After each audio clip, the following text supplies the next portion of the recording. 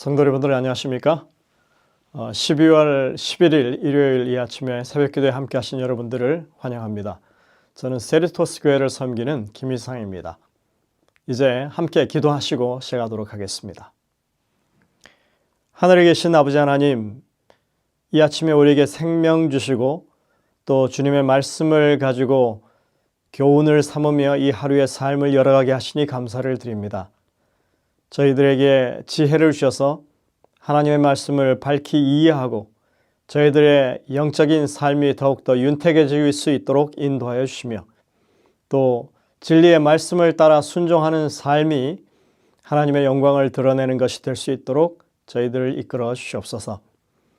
이 아침에 주의 성령께서 우리와 함께 하시고 우리의 심령마다 역사하셔서 하나님의 말씀이 분명하게 증거되게 하시고 또 깨우쳐지고 우리의 삶의 부분이 될 수 있도록 인도하여 주옵소서. 질병으로 고통당하는 주의 백성들을 불쌍히 여기시고 주님의 치유하는 손길로 오늘도 어루만지시며 그 마음의 위로와 평안과 용기를 얻을 수 있도록 인도하여 주옵소서.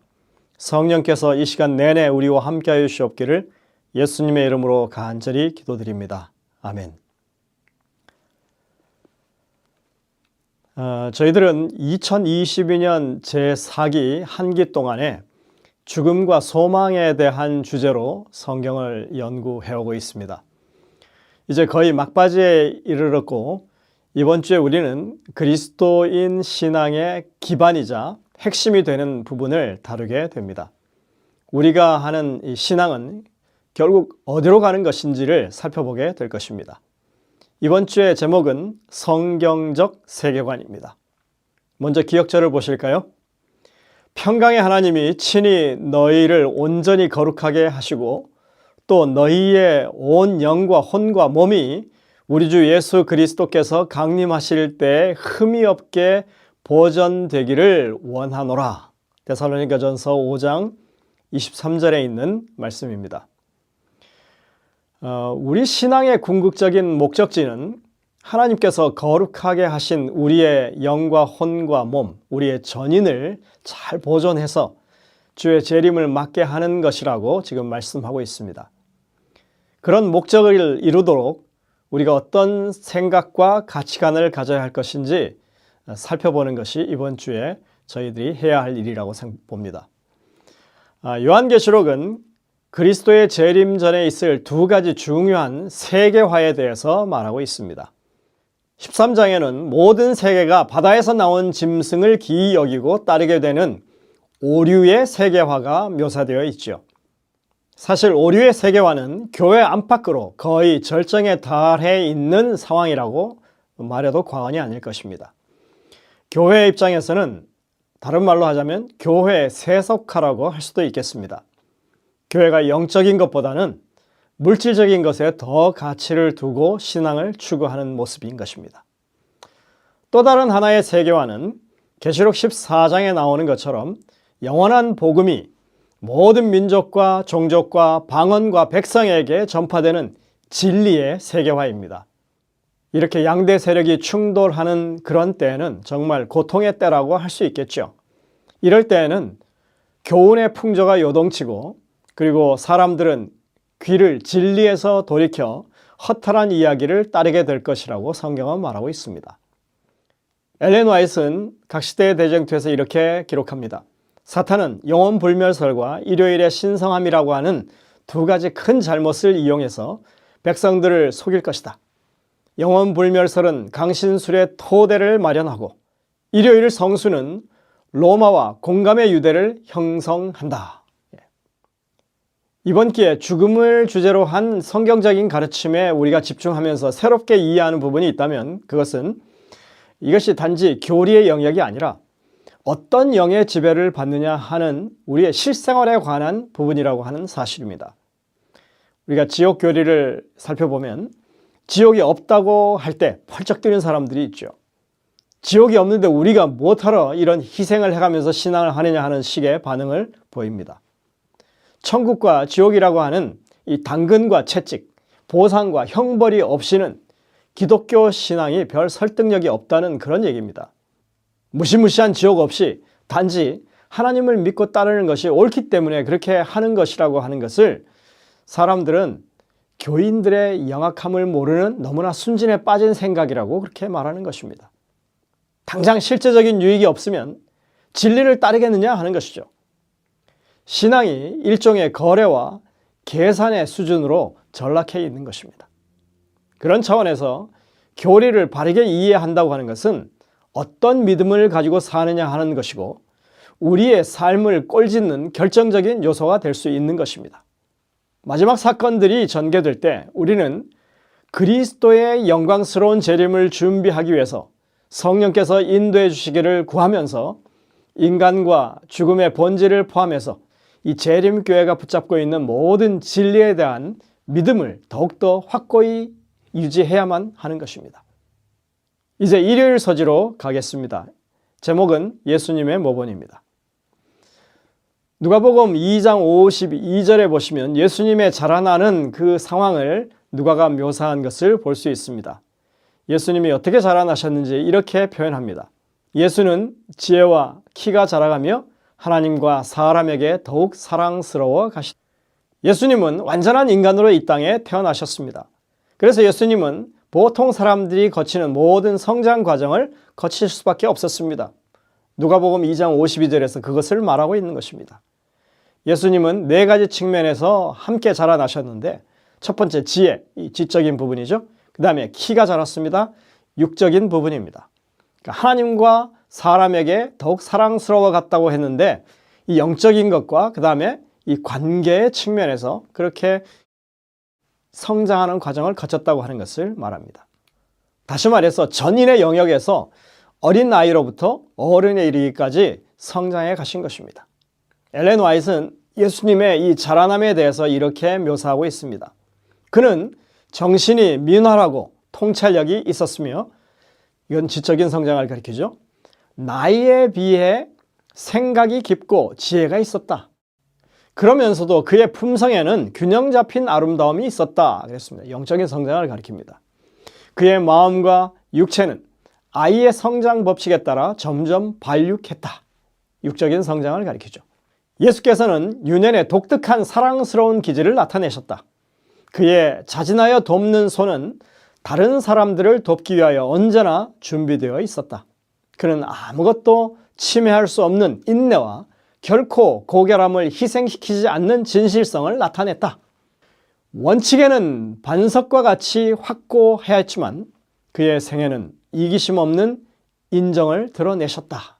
이것은 정말 관계적인 이 성장을 가리키는 그런 표현이라고 하겠습니다. 마태복음 4장 23절도 읽어보시겠습니다. 여기에는 예수님께서 공생애를 어떻게 하셨는지를 표현하고 있습니다. 예수께서 온 갈릴리에 두루 다니사 그들의 회당에서 가르치시며 천국 복음을 전파하시며 백성 중에 모든 병과 모든 약한 것을 고치시니 했습니다. 여기에는 예수님께서 공생애 하시는 동안 사역의 이 영역이 어땠는지를 보여주고 있습니다. 예수님의 사역은 가르치시는 것이 있었습니다. 지적인 측면이죠. 이 복음을 전파하셨다고 그랬죠. 영적인 것입니다. 치유를 행하셨다고 그랬습니다. 육적인 것입니다. 이렇게 세 가지 영역에서 주님의 봉사가 있었던 것을 알 수 있습니다. 이것을 통해서 우리는 예수님께서 행하셨던 것처럼 이 세 가지 영역의 사역을 효과적으로 수행할 수 있는 그런 지혜를 얻을 수 있다고 생각됩니다. 우리가 흔히 이 성장의 3대 요소를 말할 때 지적, 영적, 육적인 성장을 말해왔습니다. 그래서 3육이라고 불렀죠. 그런데 오늘은 거기에다가 이 관계적인 요소를 하나 더 추가하고 있습니다. 기존의 3대 요소는 이 개인의 내적인 성장을 향한 그런 표현들이지만 추가되어진 이 관계라고 하는 요소는 외부와의 연결을 나타내는 그런 말입니다. 지적, 영적, 육적인 성장이 결국은 다른 사람과의 좋은 관계로 이어지도록 그렇게 해야 한다고 하는 말이죠. 우리의 신앙, 영적인 성숙이 결국은 관계 중심적인 것이 되어야 한다고 하는 말씀입니다. 인간은 통합적인 존재고 동시에 분리될 수 없는 존재라고 하는 것을 우리가 바르게 인식한다면 신앙을 영적인 영역에만 가둬두어서는 안 되는 것입니다. 진리는 분명히 사람의 존재 전체, 살아있는 모든 날들, 그리고 삶의 모든 차원을 다 아우르는 것입니다. 인간의 육체적인 요소와 영적인 요소는 매우 강력하게 연결되어 있기 때문에 절대로 분리해서 생각할 수가 없습니다. 타락한 존재들로서 우리가 예수님에 대해서 묘사된 것과는 똑같이 그렇게 될 수는 없지만 우리는 하나님의 은혜를 힘입어서 예수님을 닮기 위한 최소한의 노력을 해야 하는 것입니다. 왜냐하면 사람에게서 창조주의 형상을 회복시키는 것, 다시 말해 이 지덕체의 발달을 증진시켜서 사람으로 하여금 창조하던 당시에 완전한 상태로 돌아가게 하는 것이 이 구속 사업이 목적하는 것이기 때문에 그렇습니다. 그러니까 여기에 관계 회복이 반드시 강조되어야 하는 것입니다. 여러분들, 이 인류의 타락이 결국은 관계가 깨어졌기 때문에 이렇게 된 것 아닙니까? 하나님의 기별을 바르게 이해하게 될 때 우리는 다른 사람들과 바른 관계로 이어진다고 하는 것이 바로 우리가 가지고 있는 율법의 이해입니다. 율법은 그 자체로서 하나님과 우리가 바른 관계에 놓여주고 나아가서 타인과의 바른 관계가 놓여지도록 그렇게 만드는 것입니다. 그것이 우리가 반드시 기억해야 할 부분인 것입니다. 이것이야말로 하나님께서 재림을 위한 준비로서 율법을 바로 회복시키시고 안식일을 깨우치시면서 당신의 백성들에게 행하고자 하시는 일이라고 하는 것입니다. 우리가 흔히 예수님을 닮아가자고 말할 때 우리는 관계의 중요성을 간과합니다. 오늘 하루 예수님을 닮은 말과 생각과 행동을 하기 위해 노력하는 여러분들이 되시기를 간절히 바랍니다. 우리의 삶이 그렇게 되도록 도우시는 하나님의 은혜를 계속 간구하게 되시길 바랍니다. 엘렌 화이트는 그리스도인 삶의 본질, 즉 죄된 인생의 근본적인 변화에 대해서 아주 자주 언급했었죠. 오늘 영감의 교훈, 이 실물교훈 162쪽을 읽고 마치도록 하겠습니다. 구속사업은 새로운 창조이다. 구속사업은 사람이 상상하기 어려운 결과를 가져온다. 그리스도의 능력에 이끌린 죄인이 십자가 앞에 나아가 부복할 때 그는 새로 창조함을 받는다. 그는 새 마음을 받아 그리스도 예수 안에서 새로 지음을 받게 된다. 그리고 더 요구할 것이 없는 거룩함을 입게 된다. 하나님은 예수 믿는 자를 의롭다 하시는 분이시다. 우리가 그리스도인이 되었다고 하는 것은 지적으로, 영적으로, 육적으로 이 관계의 측면 모든 면에서 주님의 가르침을 모본한다고 하는 것을 말합니다. 그래서 그리스도인들이 있는 곳은 언제나 말씀을 배우고 성령의 지도를 받고 영육 간에 강건해지는, 그래서 더 좋은 관계가 회복되는 그런 일들이 이루어지는 곳이 된다고 하는 것이죠. 오늘도 그러한 삶이 우리의 삶에서 이루어지도록 여러분들 기도하게 되시길 간절히 바랍니다. 기도하시겠습니다. 하늘에 계신 아버지 하나님, 우리가 교리를 배운다고 하는 것이 우리의 삶을 어떻게 변화시키는 것인지를 다시 한번 배우는 것임을 기억하게 하시고 깨우친 진리만큼 우리의 삶도 성숙해질 수 있도록 인도하여 주옵소서. 오늘도 예수 그리스도를 모본하는 저희들이 되어서 전인이 다 예수님을 닮아가는 그런 삶이 되도록 인도하여 주옵기를 예수님의 이름으로 간절히 기도드립니다. 아멘. 여러분들 오늘도 이 주신 말씀을 깊이 묵상하면서 주님의 음성을 듣게 되시기를 바랍니다. 저희들은 내일 다시 뵙겠습니다.